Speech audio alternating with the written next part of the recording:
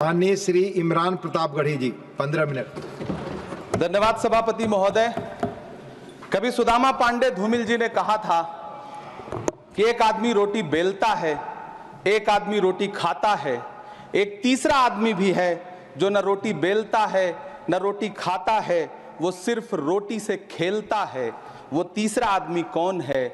मेरे देश की संसद मौन है। सभापति महोदय, वो भी क्या दिन थे जब संसद में देश का बजट पेश होता था तो देश की सड़कें ठहर जाया करती थीं।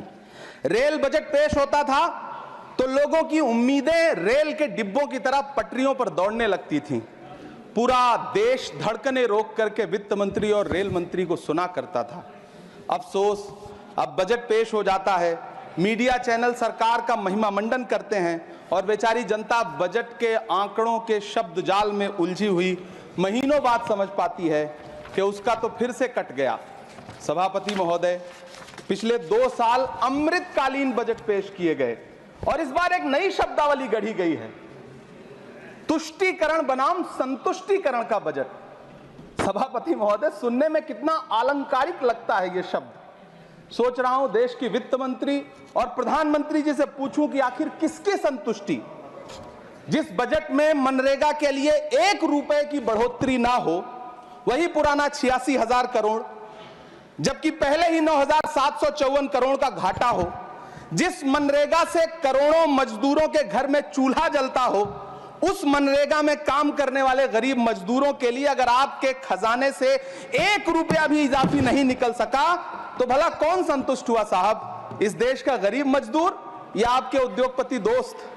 वो जो महाराष्ट्र में लोकसभा और विधानसभा के बीच में 40 लाख मतदाता बढ़ाए गए थे, अरे उन्हीं के लिए मनरेगा का थोड़ा सा बजट बढ़ा देते। क्या उसमें मनरेगा का एक भी मजदूर नहीं था 40 लाख लोगों में? सारे के सारे 12 लाख की छूट वाले से आगे के लोग थे। सभापति महोदय, कल जब वित्त मंत्री जी देश की संसद में भाषण दे रही थी तो वहां मुंबई में कोई गरीब इंसान जब अपनी जेब टटोल करके अपनी मोटरसाइकिल में 1 लीटर पेट्रोल भरवा रहा था तो उस पेट्रोल की कीमत थी 103 रुपया प्रति लीटर। आखिर इतना महंगा पेट्रोल डीजल खरीद के कौन संतुष्ट हो रहा है? इस देश के गरीब लोग या फिर सरकार के चहेते धन्ना सेठ? सभापति महोदय, वित्त मंत्री जी इस बजट को मध्यम वर्ग को संतुष्ट करने वाला बजट बता रही हैं। अरे मैडम, हम आप यहां पर बैठे रहते हैं और वहां बाहर इसी दिल्ली में 1 लीटर दूध, चाहे वो अमूल का हो या फिर मदर डेयरी का हो, उसकी कीमत 73 रुपए लीटर है। इतना महंगा बेच करके कौन संतुष्ट हो रहा है? गरीब जनता या आपके धन्ना सेठ दोस्त? सभापति महोदय, इस सरकार का बाजार और महंगाई पर कोई नियंत्रण नहीं रह गया है। चाहे देश में लहसुन 400 रुपए किलो बिक जाए, टमाटर 100 रुपए किलो बिक जाए, प्याज का दाम सुनकर आंखों में आंसू आ जाए, लेकिन वित्त मंत्री महोदया बजट में महंगाई का मां भी नहीं बोलती हैं। बच्चों की किताब और पेंसिल तक पर टैक्स लगाने वाले सरकार से मैं पूछना चाहता हूं कि आप मध्यम वर्ग का हितैषी बताते हैं खुद को, तो शर्म नहीं आती है? खुद को धार्मिक कहने वाली सरकार भगवान श्री कृष्ण के प्रिय खाद्य पदार्थों दही और मक्खन तक पर जीएसटी लगाती है और बात करती है मध्यम वर्ग की हिमायती होने की। जिंदा रहते हुए जनता से हर चीज पर टैक्स वसूलने वाली यह सरकार कम से कम मरने पर तो लोगों को बख्श देती, लेकिन नहीं, वहां भी लूटना है। अंतिम संस्कार के सामान, अगरबत्ती, धूप बत्ती, केवड़ा जल, चंदन पाउडर, जौ, बताशा, काला तिल, पंचरत्न, कपूर और कफन तक पर टैक्स लेने वाली यह सरकार किस मुंह से खुद को मध्यम वर्ग का हितैषी बताती है? कौन सी संतुष्टि? किसकी संतुष्टि? कदम कदम पर टैक्स देकर लुटने वाली जनता की या फिर जनता से टैक्स वसूल करके धन्ना सेठों का खजाना भरने वाली सरकार की? किसकी संतुष्टि? सभापति महोदय, 18 अगस्त 2015 आरा का बिहार का ऐतिहासिक मैदान, सजा हुआ मंच, हजारों की भीड़ और सामने खड़े हुए देश के प्रधानमंत्री का भाषण। बिहार के भाइयों बहनों, आज मैं बिहार के लिए पैकेज की घोषणा कर रहा हूं। 50,000 करोड़ कर दूं कि ज्यादा कर दूं? अखिलेश भाई, 60,000 करोड़ कर दूं कि ज्यादा कर दूं? 70,000 करोड़ कर दूं कि ज्यादा कर दूं? 80,000 करोड़ कर दूं कि ज्यादा कर दूं? चलो, मैं बिहार को 1.25 लाख करोड़ का पैकेज दे रहा हूं। 10 साल हो गए सभापति महोदय, वही ढाक के 3 पात, बिहार आज भी विकास की बाट जो रहा है। भाषण आज भी प्रधानमंत्री जी के यूट्यूब चैनल पर सुना जा सकता है। जो झूठ बोल के करता है मुतमईन सबको, वो झूठ बोल के खुद मुतमईन नहीं होता। सभापति महोदय, ये तो राहुल जी का असर है। कौन सा शब्द सर, कौन सा शब्द? झूठ। ठीक है सर, मिथ्या बोल करके, जो मिथ्या बोल के करता है मुतमईन सबको, वो मिथ्या बोल के खुद मुतमईन नहीं होता। ये राहुल जी का असर है। जो मखाना बोर्ड की घोषणा हुई, अखिलेश जी आपको याद होगा, भारत जोड़ो न्याय यात्रा में 30 जनवरी 2024 को बिहार के रंगभूमि मैदान में राहुल गांधी जी का पूर्णिया में भाषण था और उसमें मखाना को लेकर उन्होंने आवाज उठाई थी। ये उनका असर है कि आपको मखाना बोर्ड बनाना पड़ा, वरना तो आप मैखाना बोर्ड बनाने वाले लोग हैं। सभापति महोदय, बिहार को झूठे पैकेज और चुनावी दिलासे देना बंद करिए।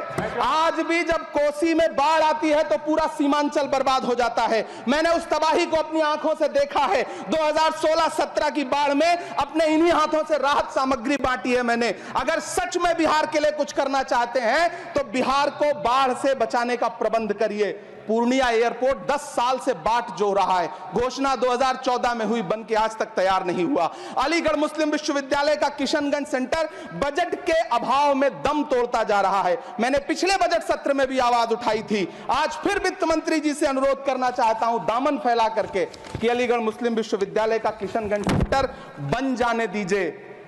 आखिर कौन सी नफरत है? यह मुल्क हमारा भी है। इस मुल्क की मिट्टी में हमारा भी खून पसीना शामिल है। हमसे इतनी भी क्या नफरत?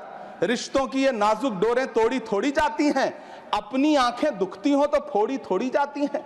सभापति महोदय, अल्पसंख्यक मंत्रालय का बजट काटकर मौलाना आजाद नेशनल फेलोशिप बंद कर देना, प्री मैट्रिक स्कॉलरशिप बंद कर देना, नई मंजिल योजना बंद करना, धरोहर योजना बंद करना।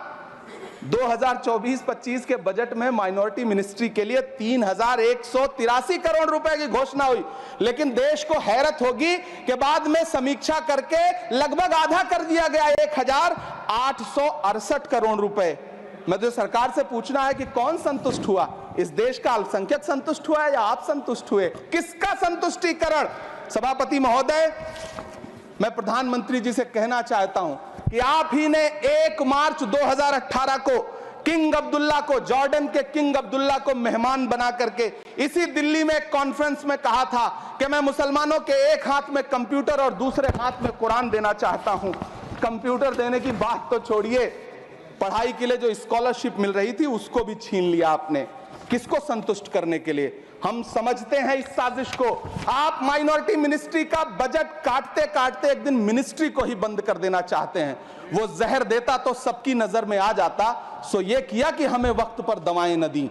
सभापति महोदय, मैं तो वित्त मंत्री जी से पूछना चाहता हूं आपके माध्यम से कि शायद आपको पता ही नहीं है कि गृहस्थी चलाने वाली एक गृहिणी की मुश्किलें क्या क्या होती हैं। आपने कभी सोचा भी नहीं होगा कि जब वो किचन में सब्जी बनाने के लिए कढ़ाई में तेल डालती है तो उसके साथ उसके आंसू भी गिरते हैं। सभापति महोदय, शायद उन्हें पता भी ना हो कि एक छोटी सी गाड़ी और एक छोटे से फ्लैट का EMI भरने के बाद इस देश का एक गरीब इंसान जब अपने बच्चों की फीस भरने के बारे में सोचता है तो उसे कितनी खुशियों का गला घोंटना पड़ता है। शायद उनको पता भी नहीं है कि फसल बेच करके बिटिया की शादी का सपना सजाने वाला किसान जब अपनी फसल बर्बाद देखता है तो कितनी रातें सो भी नहीं पाता है। सभापति महोदय, शायद वो कभी इस पीड़ा को समझ ही नहीं पाएंगी कि परिवार के किसी एक सदस्य को कैंसर जैसी बीमारी हो जाए तो घर और जमीनें गिरवी रख उठती हैं लेकिन इलाज नहीं हो पाता। सभापति महोदय, इसी देश की संसद में कभी स्वर्गीय सुषमा स्वराज जी ने कहा था कि जब देश की करेंसी गिरती है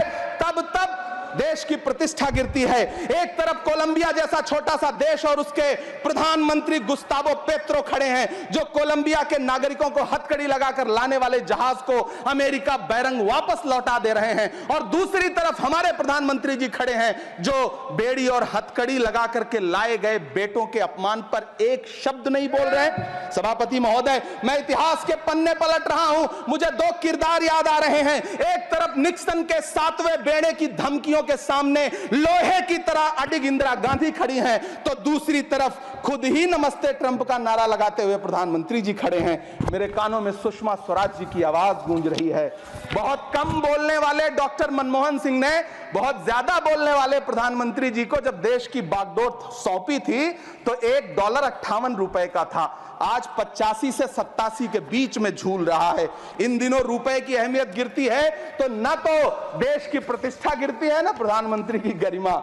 जिस देश में 80 करोड़ लोगों को 5 किलो राशन के लिए कतारों में लगना पड़ता हो, उस देश में यह सरकार 12 लाख तक के टैक्स न लेने के लिए अपनी पीठ थपथपा रही है। हुकूमत इस कदर आवाम पर एहसान करती है, ये आंखें छीनती है और चश्मे दान करती है। सभापति महोदय, महाराष्ट्र का भिवंडी हो, मालेगांव हो, इचलकरंजी हो, यूपी का बनारस हो, मुआयमा हो, मुबारकपुर हो, रांची का छोटा नागपुर हो, बिहार का भागलपुर हो, हर जगह बुनकरों की उम्मीदें तोड़ रही हैं, लेकिन इस सरकार के पास उनके लिए कुछ भी नहीं है। मुरादाबाद का पीतल उद्योग, कानपुर का चमड़ा उद्योग, सहारनपुर का लकड़ी उद्योग, फिरोजाबाद का चूड़ी उद्योग, अलीगढ़ का ताला उद्योग, सब सरकारी प्लानिंग से तबाह हो रहे हैं। इन तमाम के बीच सरकारी सपोर्ट से बस एक उद्योग फल फूल रहा है, नोएडा का नफरत उद्योग। सभापति महोदय, जिस देश में 40 से 45% मेडिकल फैकल्टी की सीट खाली हो, वहां बजट में 75,000 नए मेडिकल सीट्स का ऐलान हो रहा है। सरकार बहादुर, कम से कम इस देश के पढ़े लिखे युवाओं को तो मूर्ख समझना बंद करिए। वो अब तिजारती पहलू निकाल लेता है। पहले 7500 मेडिकल सीट्स बाद में बनाइएगा, पहले जो एम्स में 2161 पद खाली पड़े हैं उनको तो भर दीजिए।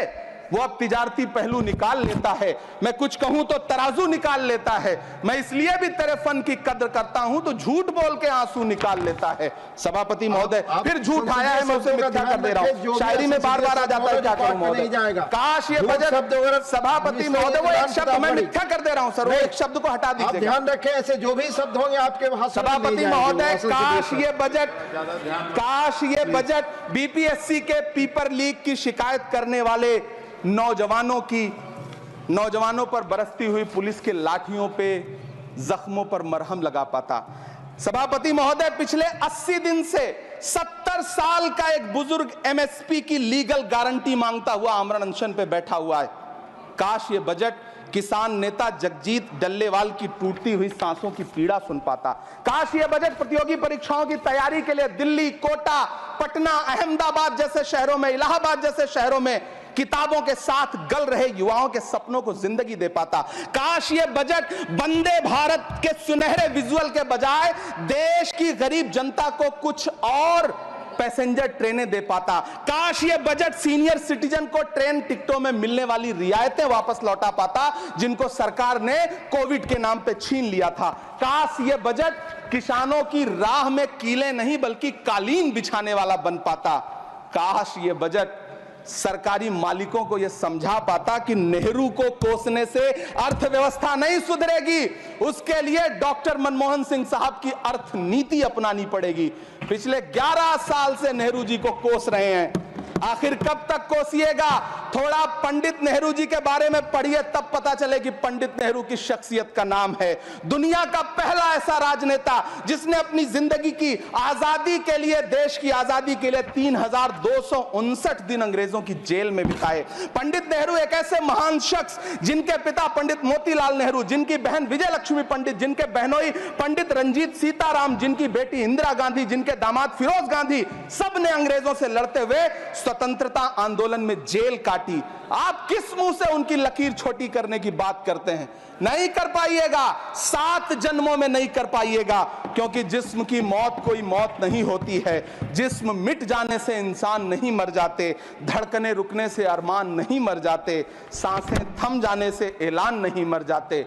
जिस्म की मौत कोई मौत नहीं होती है। सभापति महोदय, मैं आपके सामने खड़ा होकर के एक बहुत छोटी सी कहानी सुनाना चाहता हूं कि महान बादशाह सिकंदर ने जब यूनान फतेह किया तो जीत का जश्न मनाने के लिए शहर की सड़कों पर निकला, तो उसने देखा कि पूरा शहर तो जश्न मना रहा है, एक फकीर सड़क के किनारे चादर तान के सो रहा है। सिकंदर को गुस्सा आया, घोड़े से उतरा, उस फकीर के पास गया और उसे सोता देख करके उसे जोर की एक लात मारी और लात मार के कहा कि क्यों रे फकीर, मैंने यूनान फतेह कर लिया, लोग जश्न मना रहे हैं और तू सो रहा है।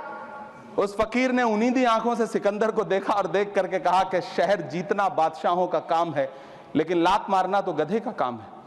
सभापति महोदय, गरीब जनता को लात मारना बंद करिए। ये अमीरों के लिए बनाया गया बजट है, ये निराशाजनक बजट है। हम अमृतकाल सुनते आ रहे थे, ये अमृतकाल इतनी जल्दी समाप्त हो गया कि अब अमृतकाल का कोई नाम तक नहीं लेना चाहता है। इसलिए मैं इस सदन में खड़ा होकर के देश की वित्त मंत्री महोदया से कहना चाहता हूं कि आपने अल्पसंख्यकों के बजट में जो कटौती की है उसको बहाल करिए। आपने मनरेगा को जो स्थिर रखा है उसका घाटा 9,754 करोड़ है, कम से कम उतना बढ़ा करके फिर से उसे बहाल करिए। नौजवानों के लिए रोजगार दीजिए, किसानों को एमएसपी की लीगल गारंटी दीजिए। यही मैं आपसे अपील कर रहा हूं। धन्यवाद सर, आपने इतना जो समय दिया उसके लिए शुक्रिया।